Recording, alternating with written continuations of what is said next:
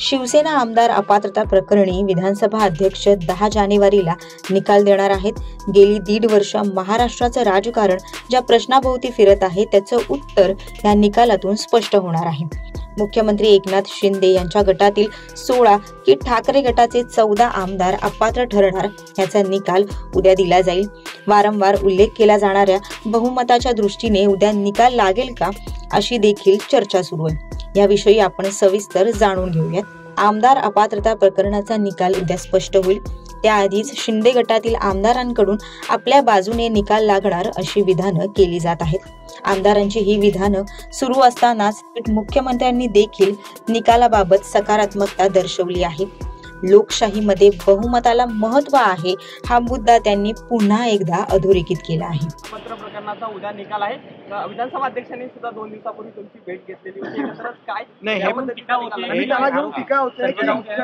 त्याच्यामध्ये बिलकुल तथ्य नाही, विरोधकांकडे दुसरा मुद्दा आरोप करण्याशिवाय नाही। आणि या जी काही अध्यक्षांकडे जी हिअरिंग झाली, सुनावणी झाली, त्याचा निकाल होईल।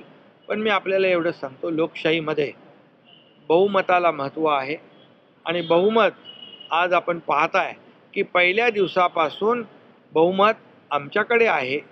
लोकशाहीमध्ये बहुमताला महत्त्व आहे, विधानसभेत देखील बहुमत आहे, लोकसभेत देखील बहुमत आहे आणि त्याचबरोबर निवडणूक आयोगाने देखील अधिकृत शिवसेना पक्ष म्हणून आणि अधिकृत सिम्बॉल धनुष्यबाण अधिकृतपणे आमच्या पक्षाला दिलेला आहे।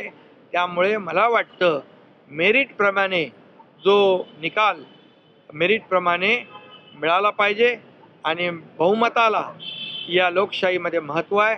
आम्ही कुठल्याही प्रकारे जे नियमाप्रमाणे नियम सोडून कुठलंही काम केलेलं नाही।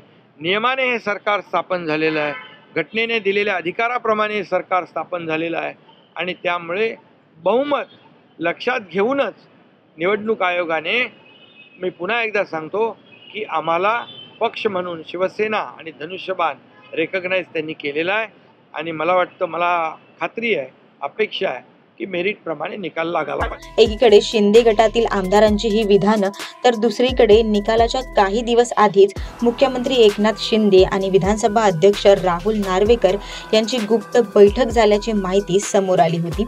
याच बैठकीवरून उद्धव ठाकरे यांनी देखील आता काही प्रश्न उपस्थित केले आहेत। आता उद्या 10 जानेवारी माझी अशी अपेक्षा आहे की उद्या 10 जानेवारीला रात्री 11:59 आणि 59 सेकंदापर्यंत ते वेळ खेचतील आणि त्याच्यानंतर सुद्धा आणखीन वेळ काढूपणा करण्याचा ते प्रयत्न करतील।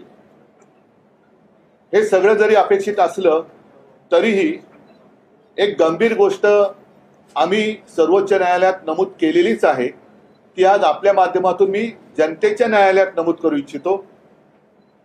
असं आजपर्यंत कधी झाल्याचं माझ्या तरी ऐकिवात नाही आणि हे उघड घडलेलं आहे महाराष्ट्रामध्ये। लवाद म्हणून आपल्या विधानसभेचे अध्यक्ष महोदय तिकडे जे काही बसलेले आहेत त्यांनी 2 वेळेला मग ते इलिगल असतील काही असतील पण मुख्यमंत्री यांना घरी जाऊन ते भेटले। एकतर विधानसभा अध्यक्ष मुख्यमंत्र्यांना असं जाऊन भेटू शकतात का, हा भाग वेगळा झाला। पण आता ते ज्या भूमिकेत आहेत त्याचा अर्थ असा की न्यायमूर्तीच आरोपीला जाऊन भेटलेत आणि एकदा नाही 2दा, काल परवाकडे तर भेटलेलेच आहेत। पण हे आणखीन काही ही शेवटची संधी म्हणून ही काय तारीख आहे, 18 ऑक्टोबरच्या सुमारातली आहे आणि ही भेट कधी झाली होती, आजारी नार्वेकर अचानक वर्षावर, म्हणजे 2 वेळा आतापर्यंत ते आरोपीला भेटलेले आहेत। आरोपीला ते भेटतात इकडे न्यायमूर्ती आणि आरोपी दोघांचे फोटो आहेत त्याच्यामध्ये, कारण आमच्या दृष्टीने ते आरोपीच आहेत।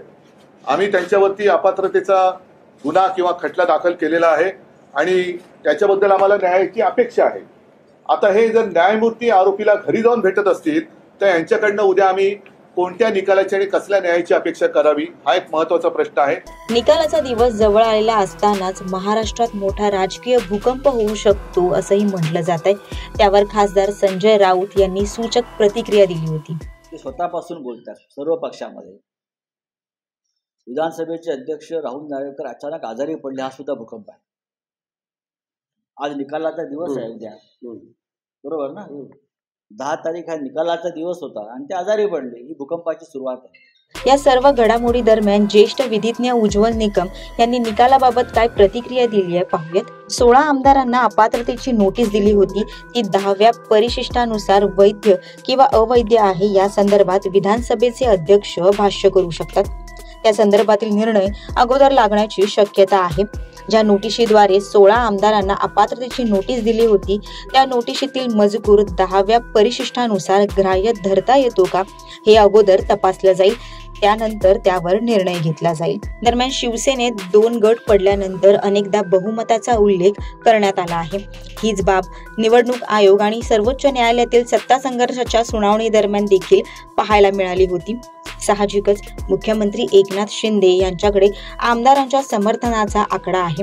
त्यामुळे अपात्रता प्रकरणाचा निकाल देखील याच अनुषंगाने निर्णायक ठरणार का हे पाहणं महत्त्वाचं ठरेल.